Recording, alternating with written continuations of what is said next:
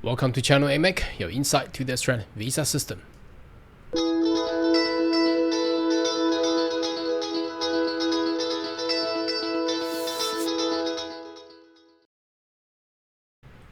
Good day everyone, my name is Carl Young, your online YouTube visa consultant. Are you interested about migrating to Australia? Why don't you consider to subscribe to my channel and turn on a little bell on the side, so once we have all the updates and news, you'll be the first one of getting all the insight. Now today we would like to keep you updated. Obviously today is the 1st of November. The border of Australia has officially opened, but now it's only open for the Australian citizen and permanent resident and their immediate family. Now obviously a lot of people who wish to come to Australia to study as an international student, when will this be open? I think there has been a coined decision to be made by the end of this year. However, I doubt about that because the end of the year, we all know it's Christmas holiday. Why would you go to Australia during Christmas holiday for study? It doesn't make any sense. If you go there for a holiday, that's fine. But I think the primary, the plan is to get them start coming in from Christmas because of the quarantine requirement. Obviously, we're still in the pandemic. They are students required to come in and still need to go through quarantine process so they can digest it slowly from the Christmas until the start of the year, which is going to be the commencement of the study will be February or March 2022. So I believe that's the plan. Anyhow, let's have a look. This news came out. I think it came last week, a couple of days ago during the weekend. So let's have a look. This actually came from SBS News, and as you see, it says student will return, but I think they should capitalize B-U-T, a big but. The international education crisis in Australia isn't over. Why is that? Because they had the 2 years of shutdown and the fortress Australia had caused a lot of pain, a lot of problem, although a lot of politicians are still saying, look, our GDP, our growth is all good, all the Aussies are fine. However, there are some bad news coming out from here. Let's have a look. The opinion is it came from, although international students will soon start returning to Australia University, a return to pre-COVID enrollment level is long way off. It's long way off. So if how can they balance this? I'm not too sure. Now, if you have followed my channel long enough, you may notice that the big brain IDP, it's a listed company, has been sold its shares by 38 Australian universities last month, meaning that they are not looking really bright on the side of international education for Australia in the coming month. Anyway, let's have continue to read on this news. So, a series of recent announcement about Australia's border reopening means there is a hope at the end of crisis, but there's still a long way to go. Why is that? Because over 145,000 international student holders are stuck overseas. Now, how would they get all this in if there is a quarantine procedure required to go through? And at this point of time, we only know that every flight coming in for a particular pilot plan only received 250 students. Now we got 145,000. How many flights do we need to get all these people back, and plus the quarantine facility to actually accommodate all these people?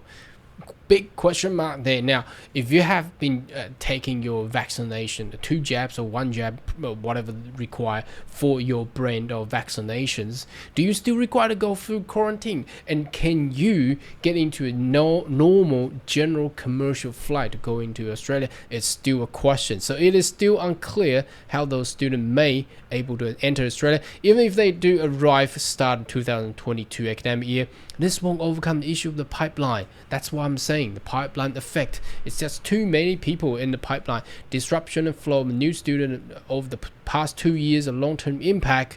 International students normally study for 2 to 4 years. It can take some time to enrollment to return back to the previous level, and I doubt it will, because if we're looking at the global economy, especially China has been the big player for international students. Now China is suffering badly economically, and from what we can see, the return to the pre-pandemic level of Chinese international student, I doubt. I think will never really come back. And there's also political play on that part as well.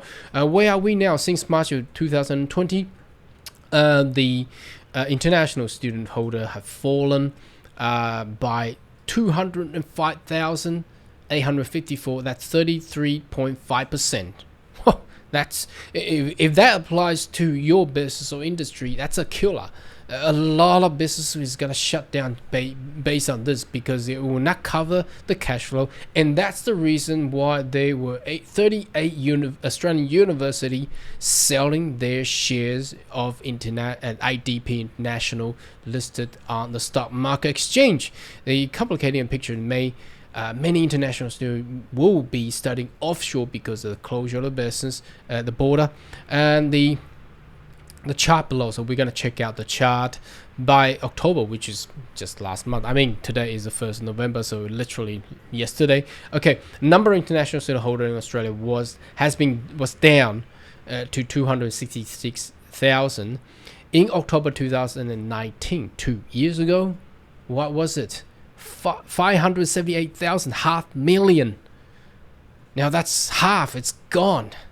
Can you imagine that? Can you imagine your campus, your university campus, half of the students gone? Can you imagine that? Now, obviously, the economic impact to this university is humongous, and plus the job losses who has been contributing into the international education sector in Australia. There has been a huge number of job losses there. There's a reduction of over 300,000 international students living in Australia, or about 54%. Here we go, that's the actual figure. What's the impact? Half of the number, about 60% of the economic value of international education is the resource spending broader economy.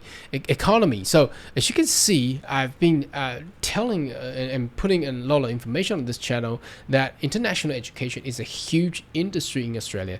Apart from the mining, coal, iron, copper, and all these resources, the first professional industry throughout the GDP of export in Australia then is international education. This is huge. According to ABS, the onshore international education sector was 5.5 billion in June 2021 compared to 9.1 billion back in June 2019.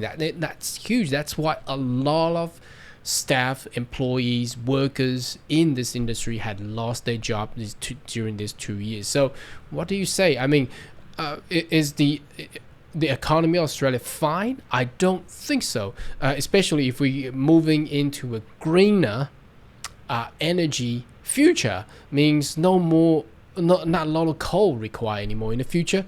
How would Australia go through all these years and era? How about pipeline effect? Okay, that's the exact problem here. The stuck student, remember how many of them? 145,000 of them. Now, how do you get them within that pipeline? I mean, you can only have 250 students in a flight. Okay, so the biggest challenge is the impact of pipeline effect, the disruption of flow of a new student intake. So it has to be coming in with the new students and the existing students. How would they manage all that, plus the quarantine facility? I'm not too sure how big those facilities are, but an international student often progress a pathway courses such as English language preparation courses and diploma degree and so on and so forth. For instance, in 2020, 62% Chinese international students complete a pathway course enroll into the higher education. Remember, from the pilot plan, they were only looking to bring the existing student who are about 1 or 2 years away from graduating and best to be picked from the health or medical sector. Now, what about all the other business students? What about all the other IT students? What about all the other younger students who has just finished their high school and they're looking to moving into that progressive system? And what about them? Can they come? This is partly explained in the year-day enrollment as you can see, fallen 8%. I think there's going to be a lot more than that because we haven't actually seen, because the industry has not been fully open yet. Why is it important anyway? Revenue of international exchange has been an important part of how Australian resources its tertiary education system for 30 years. Imagine that, 30 years.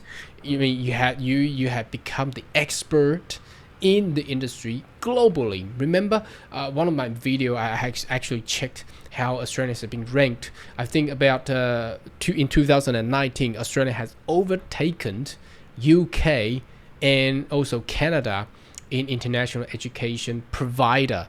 So that's huge. The first one obviously will be USA, but the second one is Australia. Now that's huge. Now that is huge, and the border closure had cost humongously on the international students here. So let's have a look. For instance, international students highly concentrated in 2020. The group of 8, that's the 8 top university of Australia, received over 50% of their 9 billion university sector collected. So as you see here, that's half of the revenue is coming from international education, and that's why the 2 years of border closure had actually resulted with all these universities selling their stock, which has invested, I think, 20 or 30 years ago back in IDP International on the stock exchange in Australia. Anyhow, so the complexity is still there. I think this news article is very good because it covers all, and it actually explained it all that I had tried to explain it in my previous video. Obviously, it's good. Good news is welcoming. The border has opened, but then the problem is still there. You see the pipeline backlog and delay, and how will this go through 2022? Anyhow, make sure you subscribe to my channel so I give you all the updated information and insight. I see you next video. Goodbye.